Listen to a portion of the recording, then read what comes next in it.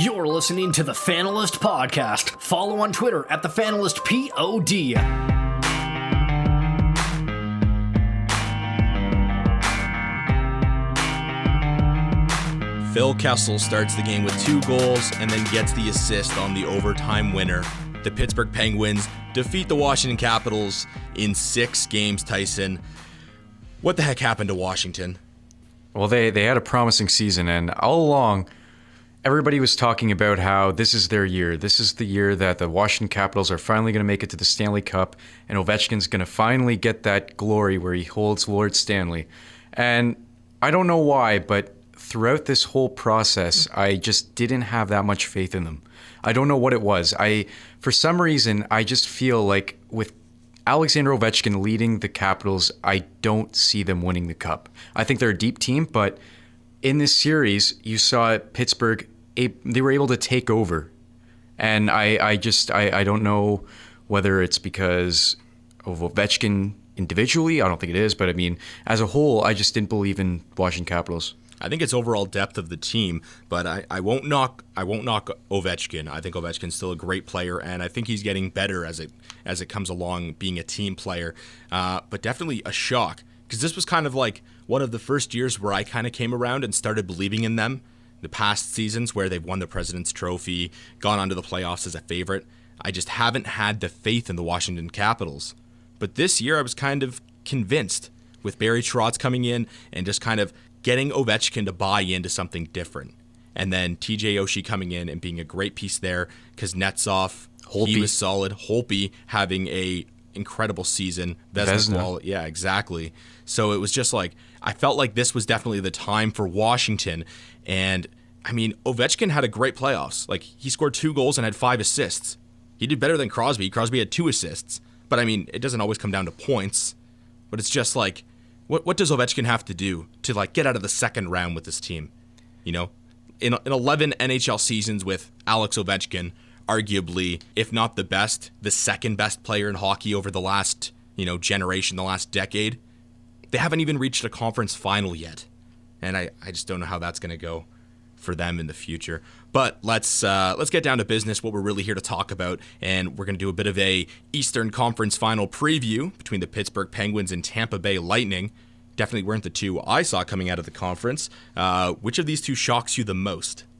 I would probably say Tampa, just because they're without Stamkos, they're dealing with a lot of injuries. I just didn't think that. I felt like they were the favorite in the first round. In the second round, they were playing the Islanders. I didn't feel like that was a terrible matchup for them. But for some reason, I just didn't really feel like they were the team to beat in the East. And all of a sudden, they're in the conference finals. Pittsburgh, they had a tougher road, definitely, having to play Washington, a tough, gritty 6-game series where they nearly got into a Game 7. By the skin of their teeth, they were able to get the overtime winner, though. So I think if you're going to say, like, who's the better team, I think the Pittsburgh Penguins are, but they've definitely had the tougher road. That's no question there. I think with Tampa Bay, it's kind of interesting how easy a road they really did have, or at least how easy they made it look. Because without Steven Stamkos, you really didn't expect this type of production from the team. Kucherov has been a beast this postseason. Definitely not a performance I expected from him. I'm a pretty harsh critic of the Tampa Bay Lightning. I'm not a believer in their offense. But I mean, when you have a great goaltender, and Ben Bishop is a great goaltender, and you go up against the Detroit Red Wings, who just couldn't score goals all season, they struggled. I'm a Red Wings fan. I was kind of hoping they'd come around in the playoffs. I thought Tampa would be an easy way to kind of get through a favorable matchup, but that didn't seem to be the case at all. And even the Islanders, they had no answer. They got some firepower up front, but just not deep enough to compete with Tampa Bay. Yeah, absolutely. And another guy that came through for the Tampa Bay Lightning in the last few games was Jonathan Drouin.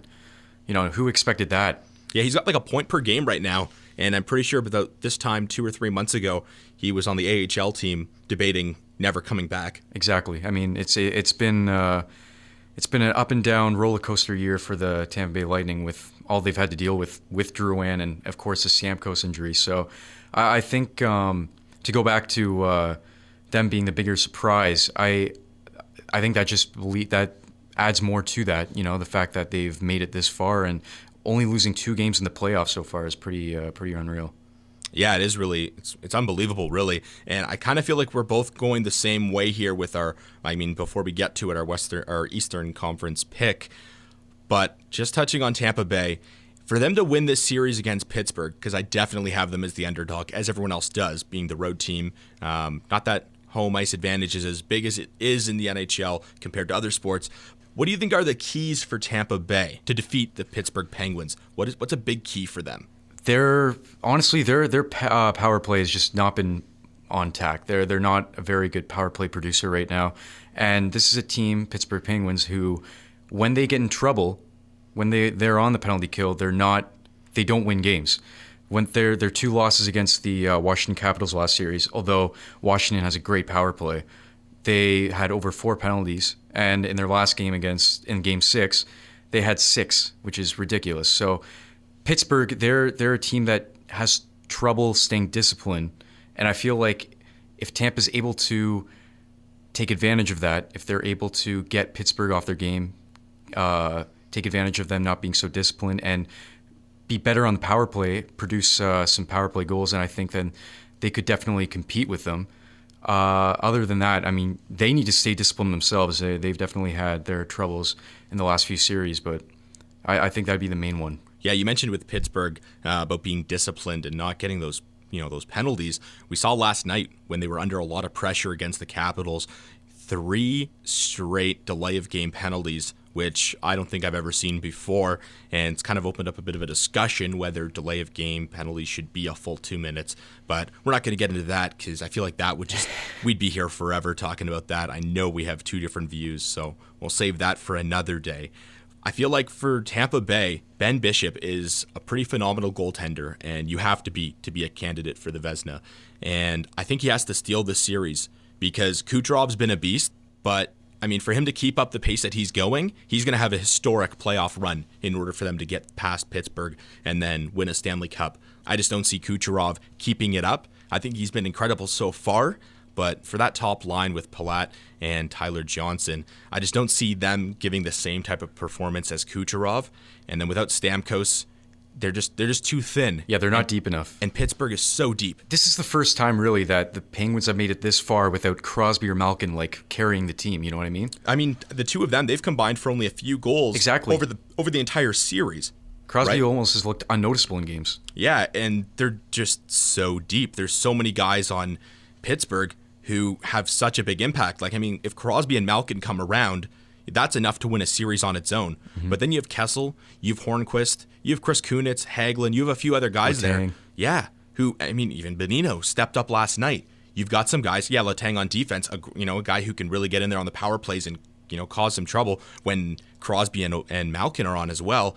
But I just feel like there's so much firepower for Pittsburgh that I want to give Tampa Bay some credit because they've had such a fantastic playoff go.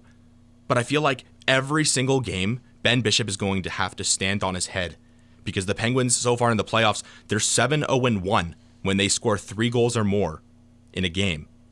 Tampa Bay's only allowed 3 goals twice, though, in the entire playoffs. I mean, it's an interesting matchup. And the only wild card I really see with the Pittsburgh Penguins is Murray, their goalie. Yeah. I just, a guy who's had that little experience in net in this type of situation, it always makes me suspicious. You know what I mean? It doesn't. I don't have the same confidence as I would with Ben Bishop in net. With Pittsburgh, over the last few playoff seasons, we've seen them debating whether they should even be going with Fleury in playoff games because they've just had no faith in him. Now, Matt Murray, who's just having a phenomenal run, now Fleury's ready to come back, and they're going to go with Murray for game 1, I believe.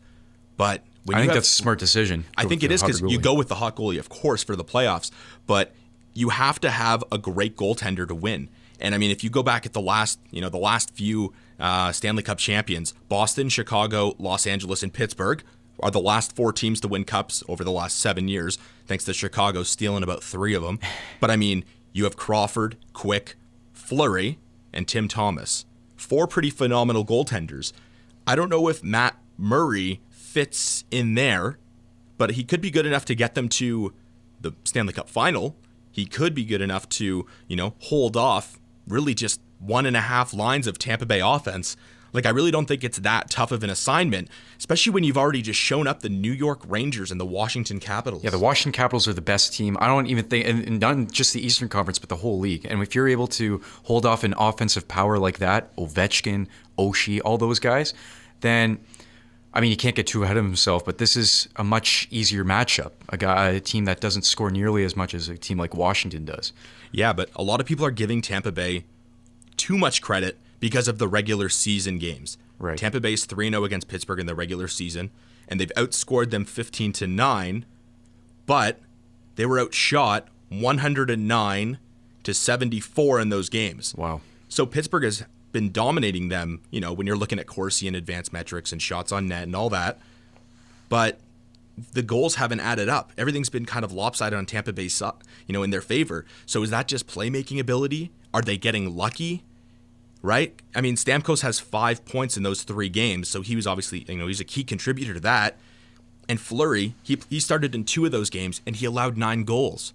That's why I think you have to go with Matt Murray, because Fleury, you can't come back from an injury and play right away knowing how poorly you played against them. But it's also the playoffs. It's a whole different season. And if Pittsburgh has dominated that much, in terms of shots, it just shows that, that's the NHL. Goals are random. You don't just get a goal for every 12 shots you take. It doesn't always work like that.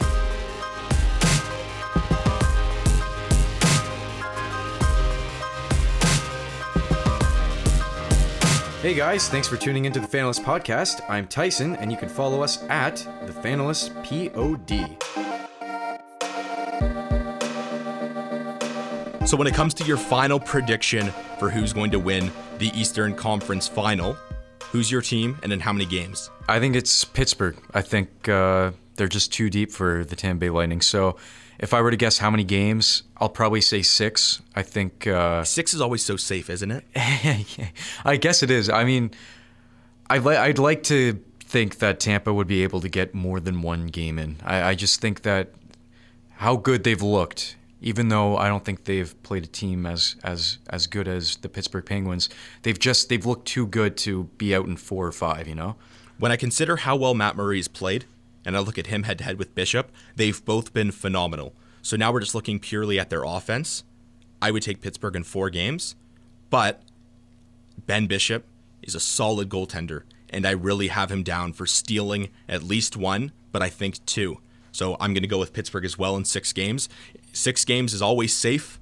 It's, if you pick 4 or 5, it's kind of risky. And if you go to 7, once you get there, it can go either way. But I feel like Pittsburgh in 6 is going to be a really safe pick for anyone else who's choosing who they will or who they think is going to move on to the Stanley Cup Final. I also think that it's going to be a better series than what you and I are kind of leading on toward. I think we're leaning on toward Pittsburgh being able to really skate through them and Tampa being able to get like 1 or 2 here and there. I think it'll be close games. I think that'll be some low-scoring, high-quality games. Because you look at Tampa, they're hot right now. Both series they played in 5 games, that's pretty great. And I think that with Bishop in net, they're always going to be in it. For sure. We're being a little tough on Tampa Bay here. They've proven, last year they made the final and they lost. Now, they're not, it's not their first time and they're just trying it again. They're a solid contender and they could beat Pittsburgh. It's not like no matter what, Pittsburgh is going to win this. Crosby and Malkin have disappeared. If they don't show up and then Kessel doesn't show up, which he's done before, and Hornquist, doesn't score a few goals, it can very quickly get away from Pittsburgh. And with Ben Bishop, he's a solid goaltender. I think he'll steal 2 games, and I think that's the only way that Tampa Bay can beat their offense is by him stealing them. But I do feel like it's going to be a pretty great series, and I can't wait to see how this one ends. Thanks for tuning into the Fanalist Podcast. I'm Andrew, and you can follow us at TheFanalystPod.